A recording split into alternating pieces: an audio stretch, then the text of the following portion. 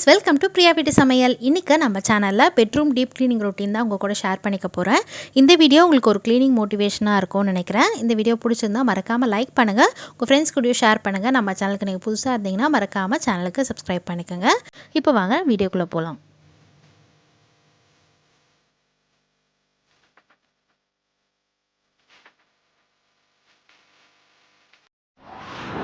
பெட்ரூமை deep clean பண்ணுறதுக்கு first step பார்த்தீங்க அப்படின்னா, பெட்ஷீட்ஸு, கம்ஃபர்டர்ஸ், பில்லோ கவர்ஸ், கர்டன்ஸ் இந்த மாதிரி எல்லா ஃபர்னிஷிங் ஐட்டம்ஸும் நம்ம ரிமூவ் பண்ணிக்கலாம். அதே மாதிரி உங்களுக்கு ஓப்பன் ஷெல்ஃப் ஏதாவது இருந்ததுன்னா அதில் இருக்கிற டெக்கர் ஐட்டம், புக்ஸ் அந்த மாதிரி எடுத்து வச்சுக்கோங்க. அதே மாதிரி பெட்டும் பில்லோஸும் வெயிலில் காய வச்சுக்கிறேன். சப்போஸ் நீங்கள் வாஷிங் மிஷினில் போட்டு துவைக்கிற மாதிரி இருந்ததுன்னா, நீங்கள் வாஷபிள் பில்லோஸாக இருந்தது அப்படின்னா நீங்கள் வாஷிங் மிஷினில் கோல் சைக்கிளில் துவைச்சிக்கலாம். நான் ரிமூவ் பண்ண பெட்ஷீட்ஸு, பில்லோ கவர்ஸு அது எல்லாத்தையும் வாஷ் சைக்கிளில் போட்டுட்டு ட்ரை பண்ணுறதுக்குள்ளே நம்ம க்ளீன் பண்ணுறதுக்கு முடிக்கிறதுக்கு கரெக்டாக இருக்குன்றனால இப்போவே வாஷ் பண்ணிக்கிறேன். அதே மாதிரி மஸ்கிட்டோ மெஷ் போட்டிருக்கோம் பெட்ரூமோட விண்டோவில், அதுவும் ரிமூவ் பண்ணி நம்ம வாஷிங் மிஷினுக்கு யூஸ் பண்ணுற லிக்விட் கொஞ்சமாக அதில் சேர்த்துட்டு அதை ஊற வச்சுட்டு கொஞ்சம் நேரம் கழித்து ட்ரை பண்ணிட்டோன்னா அதுவும் ட்ரை ஆகிடும்.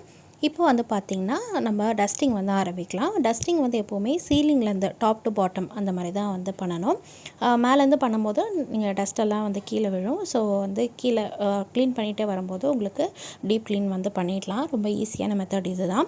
அதனால் ஃபஸ்ட்டு சீலிங்ஸு, வால்ஸு, அப்புறம் பார்த்திங்கன்னா ஃபேன் இதெல்லாம் க்ளீன் பண்ணிவிட்டு அதுக்கடுத்தது பார்த்திங்கன்னா ஃபோட்டோ ஃப்ரேம்ஸ் இல்லை வால் கிளாக் ஏதாவது வச்சுருந்தீங்க அப்படின்னா அதையும் நம்ம க்ளீன் பண்ணிக்கலாம். அந்த மாதிரி க்ளீன் பண்ணி முடிச்சுட்டு அதே மாதிரி அதுக்கடுத்ததாக விண்டோஸு, டோர்ஸு இதெல்லாம் நம்ம ட்ரையாக ஃபஸ்ட்டு டஸ்ட் பண்ணிக்கணும்.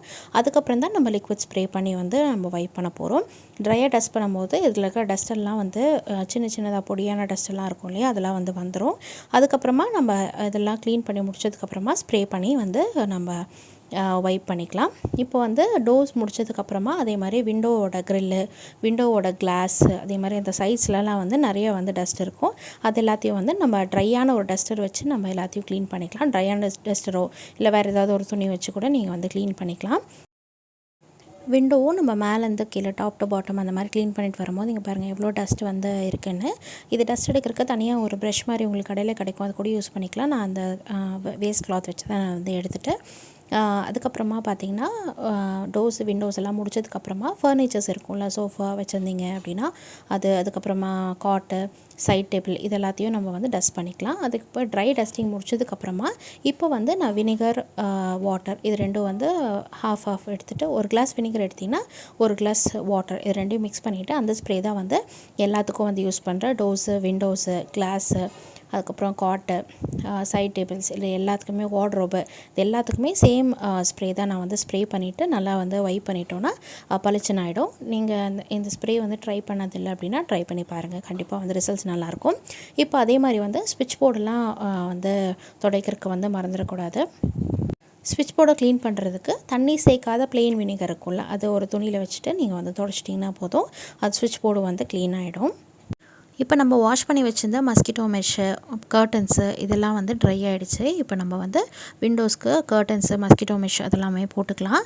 அதுக்கடுத்ததாக பார்த்திங்கன்னா பெட்டு போடுறதுக்கு முன்னாடி வீடை பெருக்கி துடைச்சிடுங்க.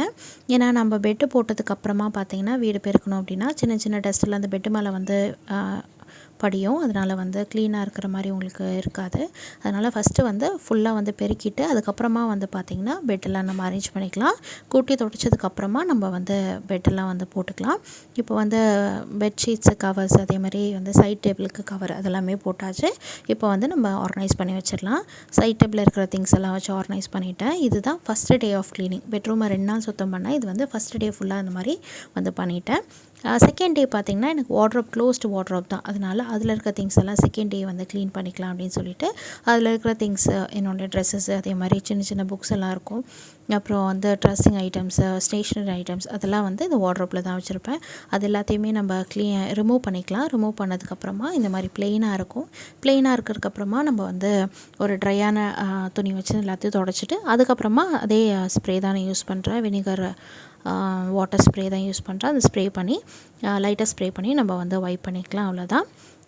இந்த வார்ட்ரோப் வந்து க்ளோஸ்டாக இருக்கிறனால டஸ்ட்டு வந்து அவ்வளோவா உள்ளே போகாது உங்களுக்கு, அதனால் வந்து நீட்டாகவே இருக்கும். ஸோ இதை வந்து செகண்ட் டே ஆஃப் க்ளீனிங்கில் வந்து இன்க்ளூட் பண்ணியிருக்கேன். நான் ஃபஸ்ட் டே பண்ணால் ஓவர்வெல்மிங்காக இருக்கும், ரொம்ப அதிகமாக வேலை செய்கிற மாதிரி இருக்கும். அப்படின்றனால செகண்ட் டே இதெல்லாம் பண்ணி முடிச்சிடலாம் அப்படின்னு சொல்லிட்டு புக்ஸ் எல்லாத்தையும் வந்து டஸ்ட் பண்ணிவிட்டு அதே மாதிரி வந்து ரீஅரேஞ்ச் பண்ணிக்கிறேன். எப்படி ஃபஸ்ட் ஆர்கனைஸ் பண்ணி வச்சுருந்தோனோ அதே மாதிரி வந்து அரேஞ்ச் பண்ணிக்கிறேன்.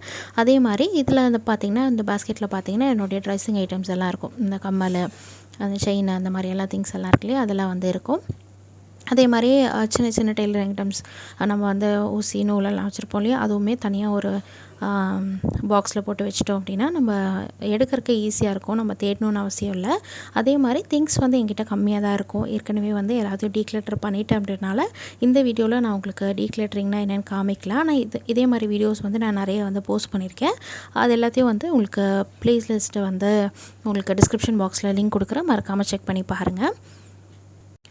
இப்போ அந்த ட்ரெஸ்ஸிங் ஐட்டம்ஸ் எல்லாம் வந்து டீக்ளட்டர் பண்ணி ஆர்கனைஸ் பண்ணி வச்சதுக்கப்புறமா ஸ்டேஷ்னரி ஐட்டம்ஸ் வந்து அதே மாதிரி ஒரு பாக்ஸில் வந்து போட்டு வச்சுருக்கேன். ஸோ பாக்ஸில் உங்களுக்கு போட்டு வைக்கும்போது சின்ன சின்ன அந்த பவுச்சஸ் மாதிரி இருக்கிறதுல போட்டு வச்சிட்டிங்க அப்படின்னா ஸ்கெச்சஸ் தனியாக அந்த மாதிரியெல்லாம் போட்டு வச்சிட்டிங்க அப்படின்னா உங்களுக்கு ஆர்கனைஸ் பண்ணுறதுக்கு ஈஸியாக இருக்கும். இதில் பார்த்திங்கன்னா அந்த அயன் பாக்ஸ் இருக்குது. ஸோ ஏற்கனவே ஒரு அயன் பாக்ஸ் இருக்குது, அது எல்லாமே வந்து இது எக்ஸ்ட்ரா ஒன்று இருக்குது. அதே மாதிரி இந்த மாதிரி சின்ன சின்ன ஐட்டம்ஸ் எல்லாம் இருக்கும். அந்த மாதிரி வந்து இருக்கிற ஐட்டம்ஸ் எல்லாத்தையும் வந்து ஒரு பாஸ்கெட்குள்ளே போட்டு ஆர்கனைஸ் பண்ணி வச்சுக்கலாம். இந்த மாதிரி சின்ன சின்ன பவுச்சஸில் உங்களுக்கு ஸ்கெட்ச், ஃபெவிகால் தனியாக, கலரிங் ஐட்டம்ஸ் எல்லாம் தனியாக அப்படின்னு வச்சிட்டிங்கன்னா எடுக்கிறதுக்கு ரொம்ப ஈஸியாக இருக்கும். கிராஃப்ட் அண்ட் ஸ்டேஷனரி ஐட்டம்ஸ் எல்லாமே இந்த பாக்ஸில் தான் நான் ஆர்கனைஸ் பண்ணி வச்சுருக்கேன். அதுக்கடுத்தது அதே மாதிரி இன்னொரு சின்ன பாக்ஸில் பார்த்திங்கன்னா மெடிசன் ரிலேட்டட் ஐட்டம்ஸ் எல்லாம், சின்ன சின்ன மெடிசன்ஸு, அப்புறம் ஸ்ப்ரே, இந்த மாதிரி எல்லாம் நம்ம வீட்டில் யூஸ் பண்ணுறது இருக்குல்ல, அந்த மாதிரி இருக்கிறதெல்லாம் வந்து இந்த மாதிரி வந்து காட்டன், இந்த மாதிரி ஐட்டம்ஸ் எல்லாம் வந்து தனியாக ஒரு பாஸ்கெட்டில் வந்து இன்க்ளூட் பண்ணி வச்சுருக்கேன். ஸோ நமக்கு எடுக்கிறதுக்கு ஈஸியாக இருக்கும். அதே மாதிரி நம்ம மறக்காமல் இருப்போம் இதில் என்னென்ன இருக்குன்றது. இந்த மாதிரி இது எல்லாத்தையும் ஆர்கனைஸ் பண்ணி முடிச்சதுக்கப்புறமா இப்போ வந்து கிளாத்ஸ் எல்லாம் வந்து ஏற்கனவே டீக்ளட்டர் பண்ணி வச்சுருக்கேன். ஸோ டீக்ளட்டர் பண்ணணுன்ட்டு இல்லை, இப்போ வந்து எதெல்லாம் நமக்கு தேவைப்படுதோ தேவையில்லையோ அதெல்லாம் பார்த்துட்டு அதே மாதிரி ஃபோல்ட் பண்ணி நம்ம ஆர்கனைஸ் பண்ணுறது தான். துணியெல்லாம் வந்து எப்போவுமே கலையாமல் இருக்கிறதுக்கு எப்படி நம்ம மடித்து வைக்கணும் அப்படின்ற மாதிரி ஏற்கனவே நான் வீடியோ வந்து போஸ்ட் பண்ணியிருக்கேன். அந்த வீடியோ நீங்கள் இன்னும் பார்க்கல அப்படின்னா டிஸ்கிரிப்ஷனில் லிங்க் கொடுக்குறேன், அதையும் மறக்காமல் செக் பண்ணி பாருங்கள். அந்த வீடியோவை கண்டிப்பாக உங்களுக்கு யூஸ்ஃபுல்லாக இருக்கும். இப்போ நம்ம மடித்து வச்ச துணியெல்லாம் வந்து தனித்தனியாக, ஷால் தனியாக, பேண்ட் தனியாக, டாப் தனியாக மாதிரி வந்து செக்ரிகேட் பண்ணி வச்சுக்கலாம். எடுக்கும் போது உங்களுக்கு ஈஸியாக இருக்கும், தேட வேண்டிய அவசியமும் கிடையாது. அதே மாதிரி இந்த ஹேங்கரில் பார்த்திங்கன்னா ஹஸ்பண்டோட பேண்ட்டோ, ஷர்ட்டு, கர்ச்சீஃப்ஸு அந்த மாதிரியெல்லாம் ஆர்கனைஸ் பண்ணி வச்சுருக்கேன். இந்த வார்ட்ரோப் ஃபுல்லாக தான் நாங்கள் வந்து ரெகுலராக யூஸ் பண்ணுற வார்ட்ரோப். இதே மாதிரி பக்கத்தில் இன்னொரு வார்ட்ரோப் இருக்குது. அந்த வார்ட்ரோப்பில் நாங்கள் என்னென்ன ஆர்கனைஸ் பண்ணி வச்சுருந்தோம் அப்படின்றத நான் உங்களுக்கு காமிக்கிறேன்.